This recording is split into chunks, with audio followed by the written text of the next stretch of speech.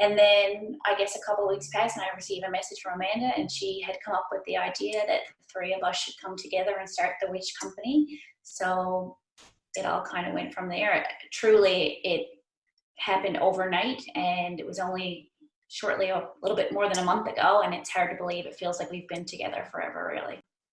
Wow. And so, Amanda, you are actually on the west coast of the province, correct? Yes, I'm in Corner Brook. But you did travel in here recently. I believe that you three organized something of a blue moon ritual to celebrate Halloween. I would love to hear more about that.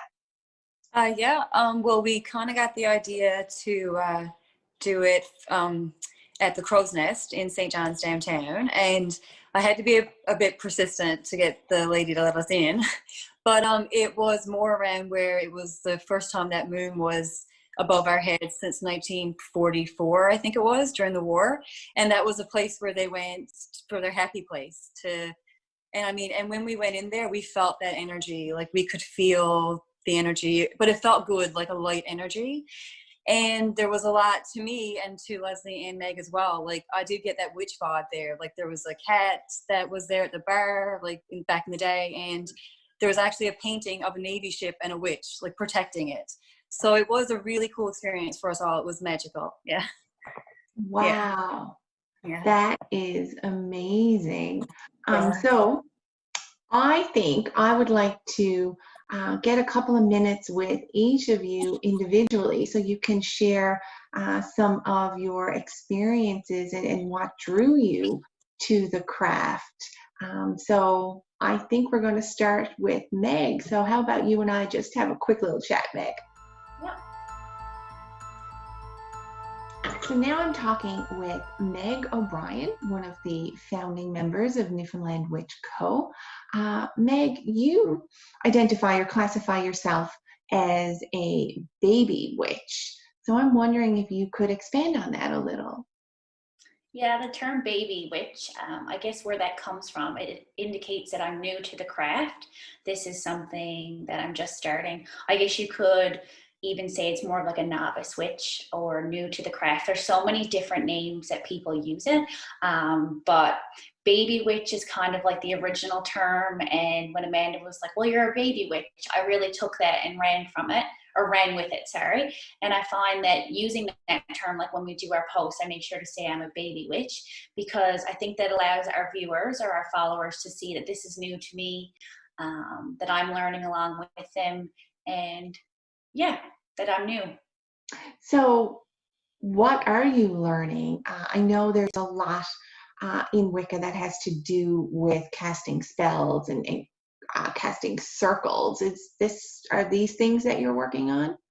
Absolutely. I think when I was still on the outside looking in, I thought there was a lot to learn. And I think that was one of the reasons it took me so long to dive in, is that there was so much information.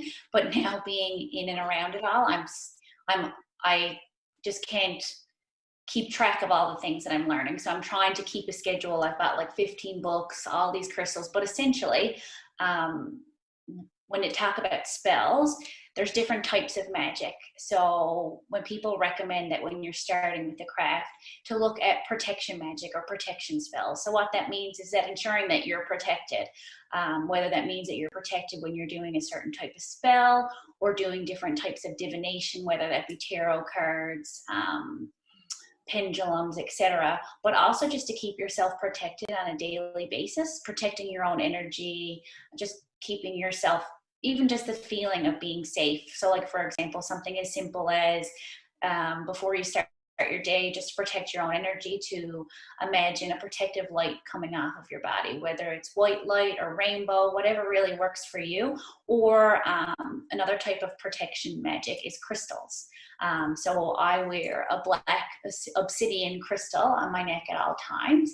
And it just makes me feel that makes me feel more grounded and safe. And I also wear a Labradorite pendant that belonged to my grandmother. And you can see I'm actually holding one of my crystals here as well. It's supposed to be good for grounding and intuition, and I just feel a little bit more like myself when I'm holding it.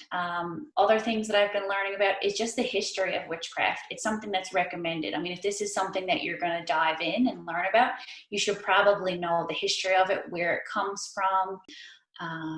I'm also learning about astrology, because that's also very important. I was someone who didn't really understand what it meant to be an Aquarius, whereas some people look at that and know a lot about it, but don't consider it part of witchcraft. Looking at the moon phases, looking at the different types of divination. It's a lot, huh? Yeah, it's a lot. I could probably take up your 28 minutes of your show to tell you the things I've been learning about. I've got books on top of books on top of books on top of crystals on top of incense, color magic, you name it. So there's a lot. So you did mention the moon. I know moon is very important with respect to witchcraft and spells, and we're currently sitting under a very powerful new moon in Scorpio, and Scorpio is a water element energy. It's very emotional. I hear this moon in particular is very emotional, but also very healing, which I think is a great thing. So do you have any plans to acknowledge this new moon? We do, actually. So as Amanda had mentioned, we had all gotten together for the blue moon. She came into town, but tonight we have two separate plans. Amanda has something planned on the West Coast, whereas myself and Leslie are getting together with a few people in town. So we've got it coast to coast tonight.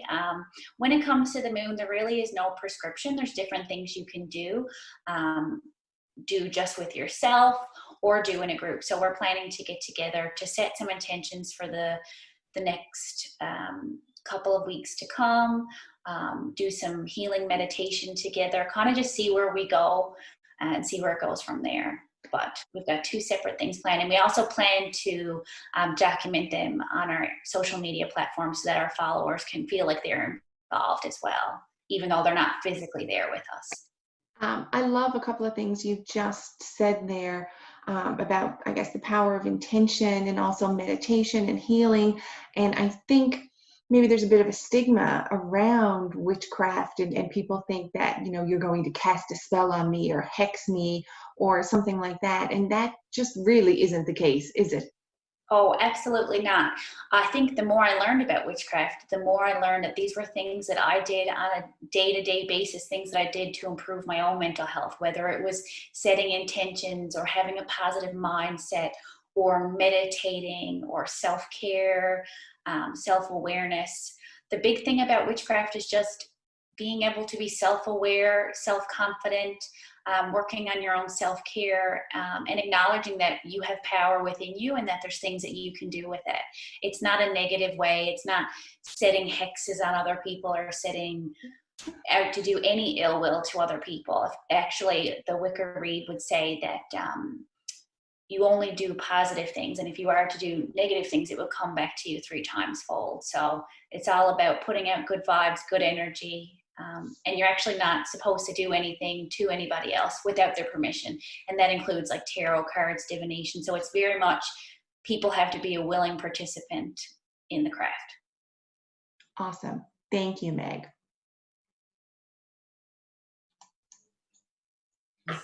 And now I am chatting with Amanda Sharpe, who is our West Coast witch for Newfoundland Witch Company.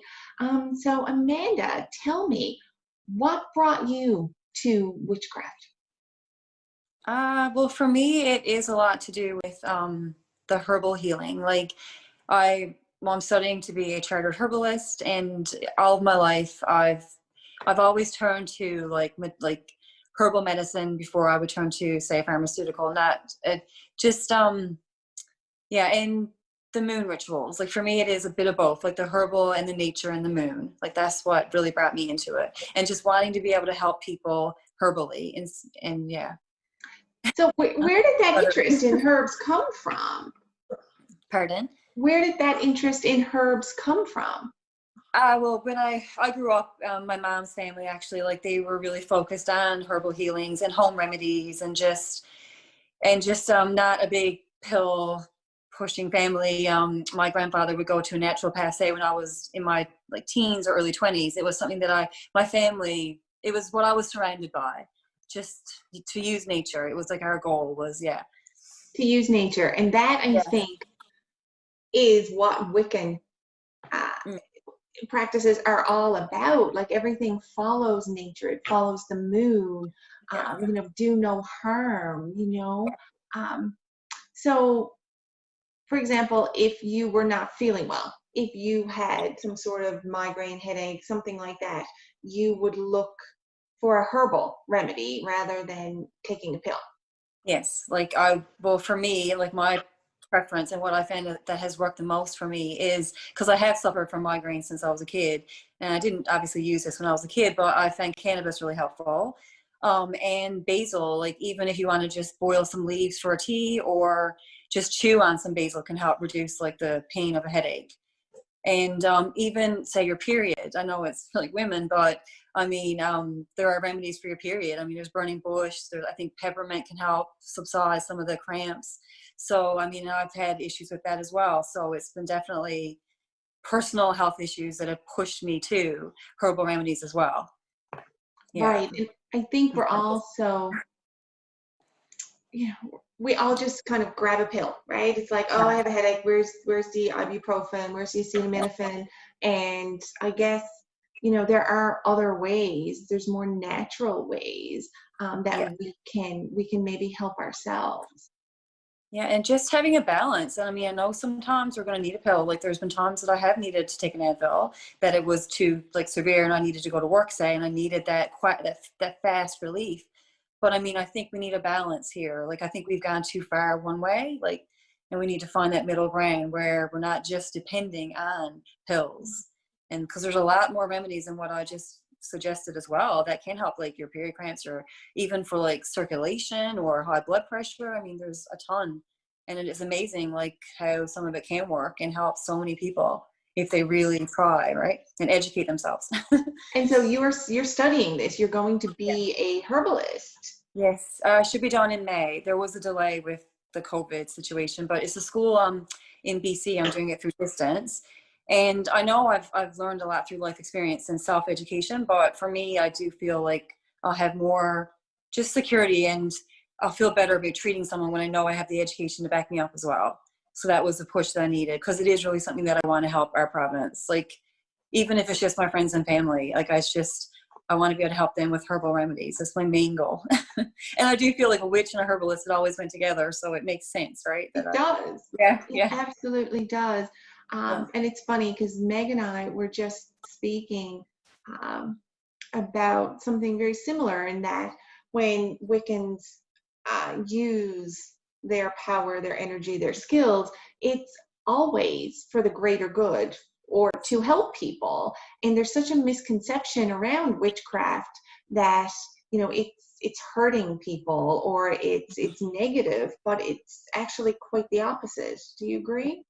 I agree. And I had a friend actually, I'm not trying to convert her. I want her to come around on her own, but I went to Gander the weekend briefly, and she said that too. She was like, I get, like, you know, I don't really understand it, but I feel like there's a negative, like you just said, a negative perception. And I tried to explain to her, like, it's not like a negative, it's just what society kind of put on it. And I mean, for me, it is the complete opposite. Like, they are healers, they're teachers. They want to just be there and help people and do good and make the world a better place. It's the stigma that is definitely attached to it. And it still exists, because my friend is an example of it. And not that she wanted to, like, to down it or put a negative spin on it. That's where her first thought went to, was like a negative feel for her. And it's just, I really want to help people see it in a different way. Yeah. And I think you guys are certainly doing that with this community that you're creating. Are you finding the response has been more than you were expecting? Yeah, and it's been all positive. I mean, for the most part, I can't think of really anything negative that has come from it this far. But it feels good. And I've had girls send me pictures of their crystals that they've gotten in their first crystal shop. And just, I've had girls write me and just questions about the moon and just women things like their periods and stuff like that. And I enjoy talking about that as well. So, and I've made connections with people that I would have never met otherwise if we didn't do this. So it feels good. It's been all positive. I think it will continue to be, actually. I have a good feeling. And then I actually think you're very right about that. Yeah. Thank you. You're welcome. And now I'm chatting with Ann Barron, another member of Newfoundland Witch Co. Ann, what drew you to witchcraft? That's a great question. I don't know that I feel like I'm kind of a little bit of the outsider in the group because for me, I kind of come in on a soul, like a more spiritual level because of my background. But for me, I just love the culture. I've always been a big, nature lover, animal lover, just really drawn to the earth element and just the magic in life, really. And so when Amanda and Meg mentioned it to me, I thought, that's great. Like, there's really nothing out there like this. Let's see what we can drum up. Okay, so you are actually quite sensitive and intuitive. Am I right about that? Oh, yeah, I guess you could say that. I guess when I was a small child, I didn't really understand or know the terms. Or that there was even terminology attached to it. But even as a small child, I always felt energy, as far back as I can ever remember. And I never really thought much of it. I know my poor mom. I grew up in a Catholic in a Catholic home, and I think I might have scared her a time or two coming up. But I think at the end of the day, I just always felt the energy. So I didn't. It wasn't until much later in life that I started to kind of understand it, embrace it, and kind of navigate it. But starting out, it was always there. I never really, it sounds silly to say, but I never really saw people in a third dimensional feel. I just felt their soul, felt their energy. And I kind of learned to understand that as I kind of came up. But yeah, so as far back as I can remember, I'm an empath. I do a lot of energy work in different modalities. And essentially, most of the energy work I do is based on intuition. So yeah, kind of all over the place. No, I find this stuff so fascinating. And you've also worked a lot with grief and bereavement. Yeah, I did. I actually worked out west in Calgary for a couple of years for a large funeral home chain out there called McInnes and Holloway. And then I came back here to Newfoundland and I spent many years working at Carnell's Funeral Home. Mostly doing family support, a little bit of pastoral care, grief and bereavement. But essentially, it was part of my path, I say, because I really learned a lot through my time there. And it really helped me intuitively and as an empath understand why and how I was picking up all of these energies and kind of learning my craft, I guess, as I was coming through. But yeah, I've got a lot of background in that. I'm a big believer in the evolution of the spirit, that the soul never dies, it's eternal, it's infinite. The people that we love stay on with us, even though they're not in the physical. The frequency is always there, the love is always there. So I'm all about the energy, all about the love. That's so comforting, though. I've talked to a lot of psychic mediums. I've had certainly personal experiences where I've felt like I've received a message from a loved one who has passed on. And it's just so reassuring to think that there actually is more to life than just this. 100%.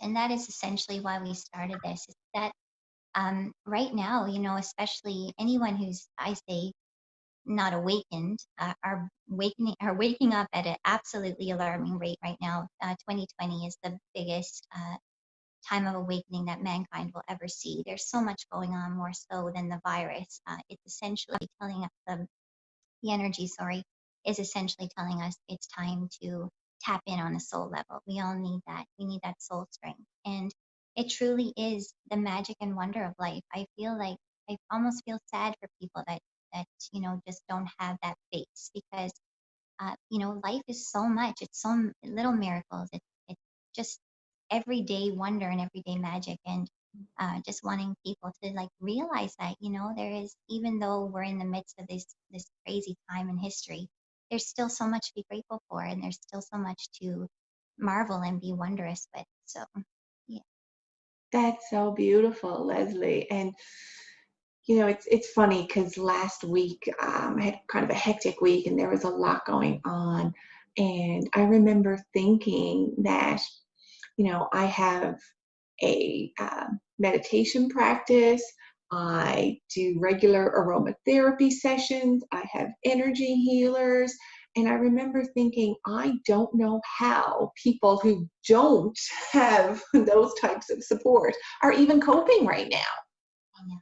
Yeah, absolutely. I know, as a meditation teacher myself, and you know, I tell people all the time, people think, oh, you know what, I'm really uncomfortable with that. And there's still that stigma attached to meditation that people kind of still sometimes think it's weird or you know, not common practice. Yet I want people to realize that, you know, the essence of who you are is your soul. That is who you are. You know, it's great to work on your body. Absolutely, we have to have a strong mind, 100%. But your soul is the essence of who you are. And once you become, you know, comfortable in who you are, who God created you to be, and be, you know, happy in that, love yourself, then that's when life begins. Truly, I think. I think that that is the wonder of life. It's understanding what your purpose is, understanding why you're here. And you know, for me, you know, I know once again, people don't always see it that way, but for me, that's how I see it. Leslie, I love how you see it. That is so beautiful. Thank you. And I'm back with all three founding members of Newfoundland Witch Company.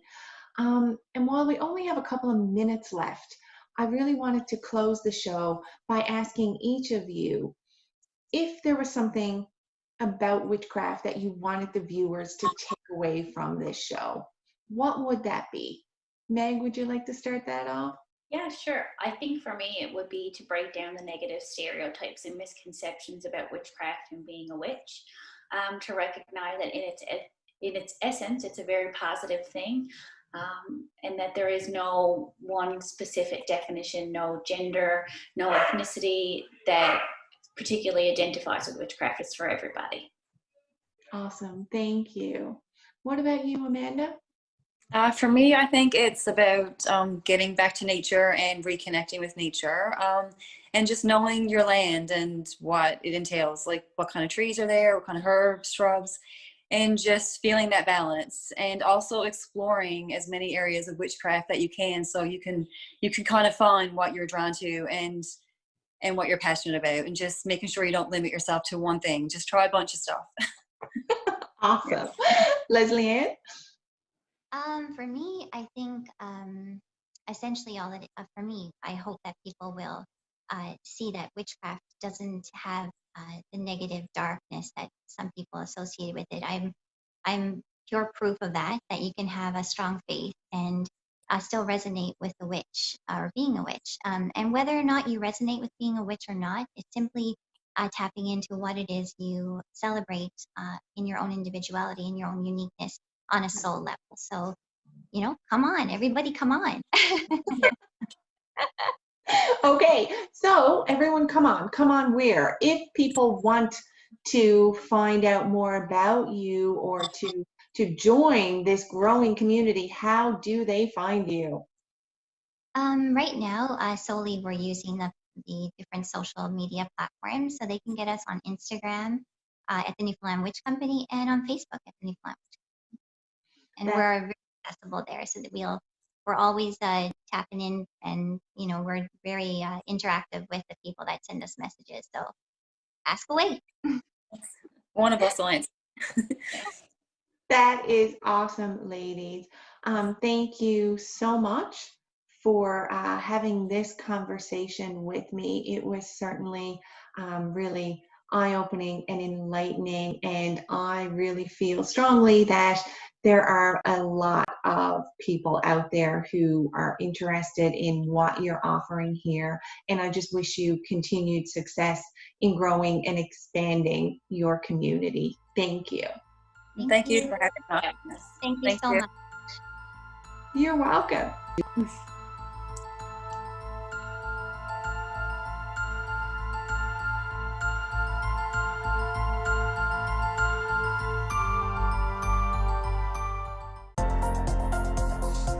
The following program is brought to you by Rogers Anyplace TV. Enjoy exclusive content for free. Visit RogersAnyplaceTV.com.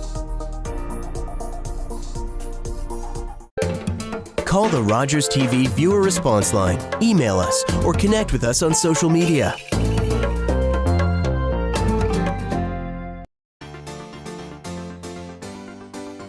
I'd like you to kill Santa Claus. I've come for your head, fat man! You think you're the first?